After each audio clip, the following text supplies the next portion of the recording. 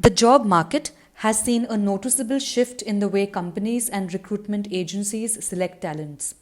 Previously, hard or technical skills were the sure ticket for candidates to secure a position in their chosen industry.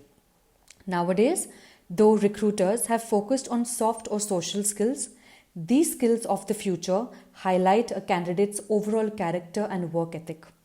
They also play essential roles in how well of a fit they are for a company's culture and business goals. What do recruiters and hiring managers really want to hear from you during an interview? If you're on a job hunt, either a fresher or experienced, you can admit that you've pondered this question. After all, searching for a job can sometimes feel like an audition for America's Got Talent. However, interviewing for your next job will not require you to sing, dance, or perform magic tricks. It will require you to prepare and go in with your eyes open. So, let's get you ready for any interview. Greetings, everyone. This is Dr. Meola Fernandez, Assistant Professor with AISSMS College of Hotel Management and Catering Technology, Pune. As you're fine-tuning your interview answers and ironing your best suit, reflect on these key traits that interviewers would want to see the most. If someone would ask me, what do you think are the top qualities recruiters are looking for in a candidate? I would say that it is difficult to pinpoint this exact answer, since every industry, every company, every job, every boss, and every job candidate is different. Times are changing, and so are corporate environments. However, there are some qualities that recruiters would appreciate to find in their future employees. Let's have a look. Length of the resume.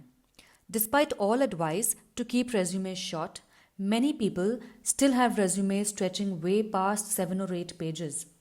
A long resume tells me that you haven't put in the effort to update your resume. You can't make a decision on what to take out, what to keep in, or you think the rules shouldn't apply to you at all. There is nothing positive about a lengthy resume. The next would be career continuity. It takes time to learn the ropes of a new job and to carve a place within a team. One whose career path shows frequent jumps most likely does not have the determination and stamina to stick around long enough to make a difference in the organization. Certainly, there are exceptions. For example, when one needs to take time off to care for their family or faces obstacles along their path. Effective communication. Recruiters are drawn to a clearly written resume. Those candidates that include an objective statement in their resume are able to immediately reflect their strengths, background, skill highlights, industries they have worked in, etc. If this is well written, the resumes will be reviewed further. Otherwise, the candidate most likely won't move forward. Flexibility. Every recruiter will be happy to have an employee on board who is flexible with regard to working hours, working days, travel commitments, and job duties. Someone who can show that he will not stop as soon as the clock strikes 5 p.m., who is also prepared to work during unsocial hours, who is prepared to travel to other cities or countries and can stay away from home for some days, and who also takes on duties out of their official job description. These qualities are often hard to find and therefore very, very welcome. Passion.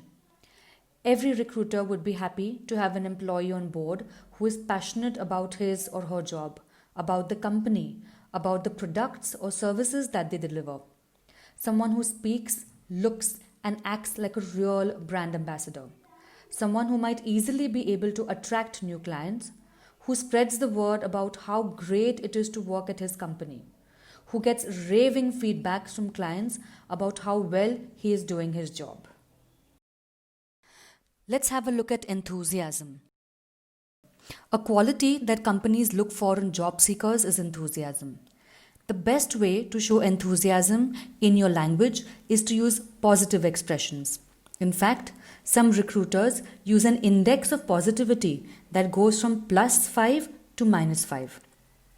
At the top of the scale of positivity are exceptional words like absolutely, astonishing, super, and love, as well as friendly words like relationships and team.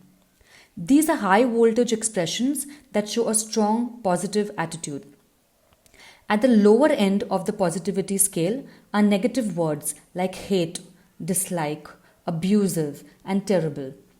Always put things in positive terms in interviews. Employers are looking for positive people. Reliability. Every boss would be happy to have an employee on board who can be trusted and relied on no matter what the circumstances might be.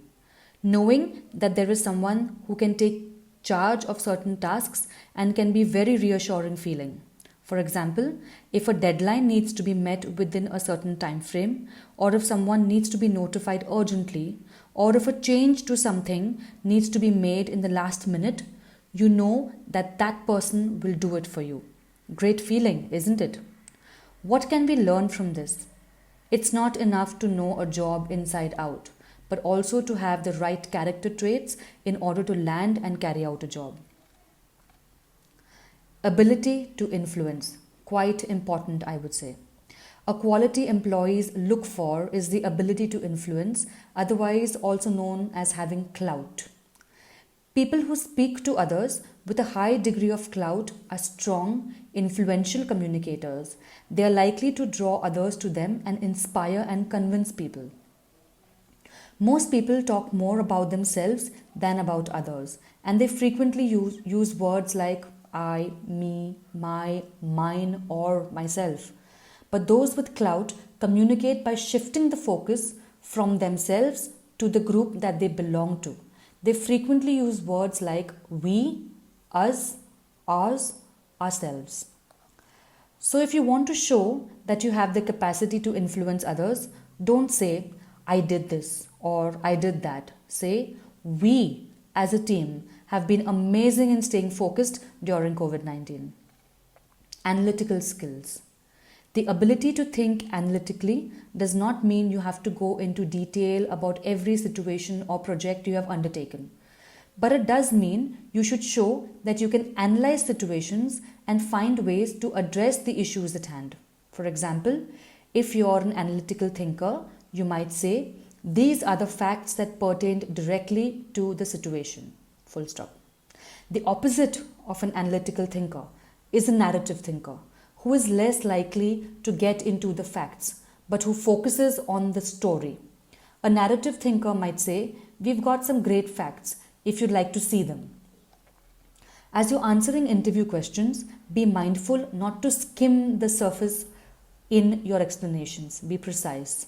For example, if you're leaving your job for a new opportunity, you might say, I have enjoyed my current position for several reasons. Here's what they are. The next would be problem-solving skills. Every recruiter wants employees who can help them solve problems and advance their business. Candidates are often asked to answer questions like, have you ever found yourself in a situation where you had to solve an unexpected problem? And if so, what did you do and how did it turn out? Job candidates should have a ready answer for this one as well.